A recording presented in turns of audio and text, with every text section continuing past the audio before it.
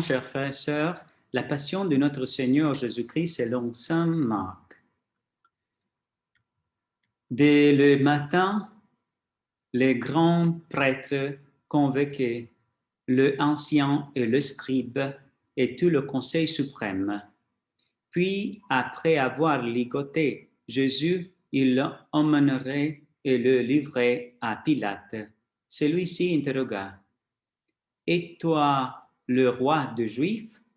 Jésus répondit: « C'est toi-même qui le dis. » Le grand prêtre multipliait contre lui l'accusation. Pilate lui demanda à nouveau: « Tu ne réponds rien? Vois toutes les accusations qu'il porte contre toi. » Mais Jésus ne répond plus rien, et si bien que Pilate fut étonné. À chaque fête, il leur relâchait un prisonnier, celui qu'il demande, et il y avait un prisonnier dénommé Barabbas, arrêté avec des émeutiers pour une meurtre qu'il avait commis lors de leur émeute. La foule monta donc chez Pilate et se mit à demander ce qu'il leur accordait d'habitude. Pilate leur répondit: « Voulez-vous que je vous relâche le roi des Juifs? » Il se rendait bien compte que c'était par jalousie que le grand prêtre l'avait livré. Ce dernier soulevait le foule pour qu'il leur relâche plutôt Barabbas. Et comme Pilate reprenait: « Que voulez-vous donc que je fasse pour celui que vous appelez le roi des Juifs? » De nouveau, il cria: « Crucifiez-le. » Pilate leur disait: « Qu'a-t-il donc fait de mal? » Mais il criait encore plus fort: « Crucifiez-le. » Pilate veut contenter la foule, relâche Barabbas, et après avoir fait flageller Jésus, il le livra pour qu'il soit crucifié. Les soldats emmèneraient à l'intérieur du palais, c'est-à-dire le prétoire. Alors il rassemblait toute la garde, il le révèle de pourpre et lui pose sur la tête une couronne d'épines qu'ils ont tracée. Puis ils le mirent à lui faire des salutations en disant: « Salut, roi des Juifs !» Il lui frappait la tête avec un roseau craché sur lui et s'envoyait pour le rendre hommage. Quand ils se furent bien moqués de lui, ils lui enlevaient le manteau de pourpre et lui remirent ses vêtements.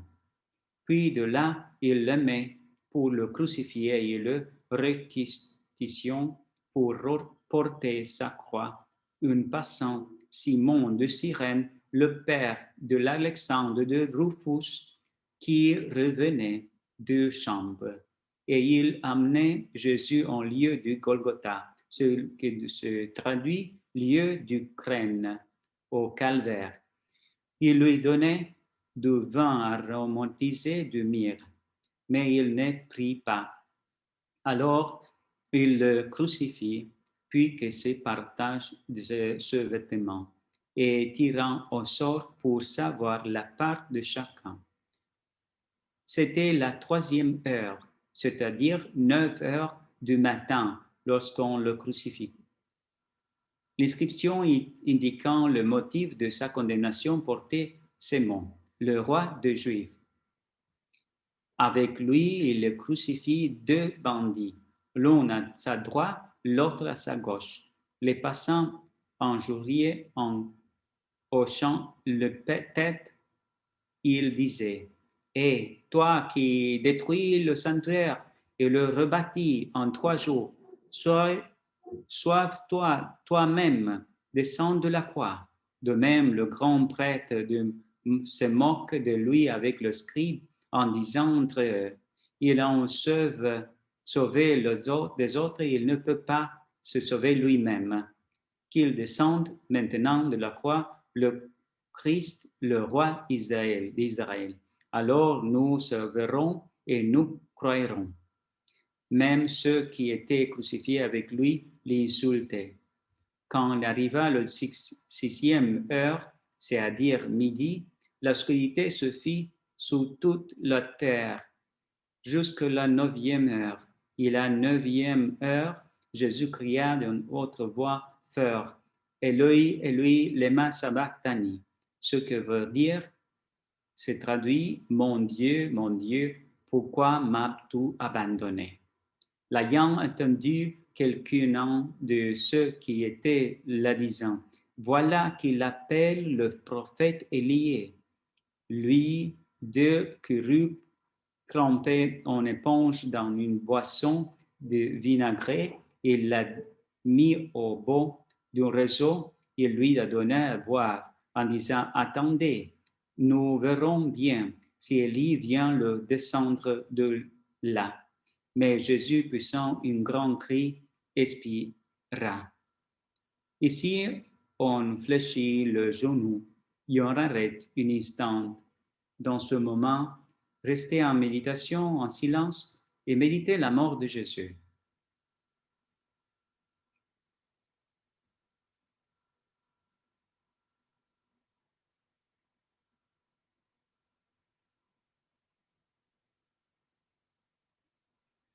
Les rideaux du sanctuaire se déchira en deux, depuis le haut jusqu'en bas. Le centurion qui était là en face de Jésus, voyant comment il avait expiré, déclara, vraiment cet homme était fils de Dieu. Acclamons la parole de Dieu. Nous rendons grâce à Dieu Jésus. Bénédiction, chers sœurs, frères, aujourd'hui, vendredi saint, Jésus nous invite à embrasser notre croix et sa croix.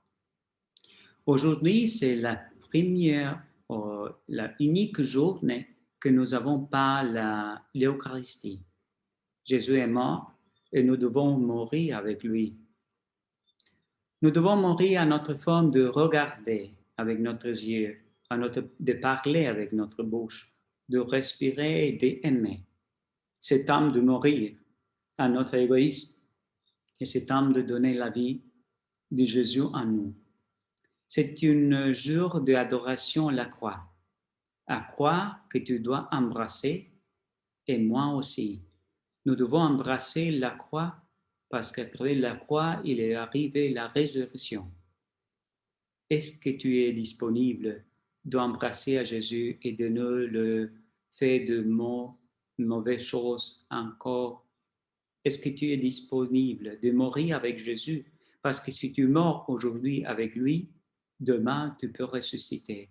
Nous devons mourir à l'égoïsme, à l'orgueil, à l'avarice, à la luxurie, à l'aine, à tout ce qui nous vient de le règne de Dieu. Laisse à Jésus que cette nuit, embrasser à Jésus et laisse à lui de te dire combien est-ce qu'il t'aime. Dieu tant aimé le monde qu'a donné la vie de son Fils pour toi, pour moi. Laisse à Jésus grandir en toi.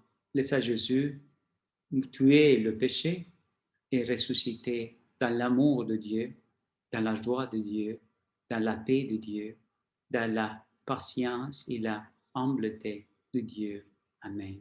Au nom du Père, et du Fils et du Saint-Esprit. Amen.